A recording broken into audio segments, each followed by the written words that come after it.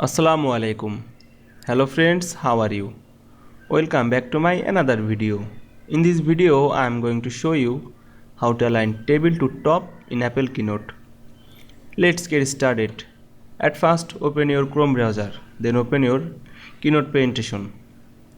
Now I have already opened my Keynote presentation. Now firstly, go to the table menu and insert a table. I am already insert a table. Then firstly select the drag and select the table and go to the arrange menu.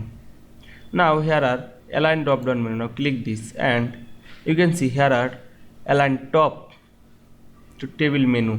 Now click the top. Now easily. Now you can see align table to top in Apple Keynote very easily. I hope you enjoyed my video. Please like, comment, share and subscribe my channel. Thanks for watching.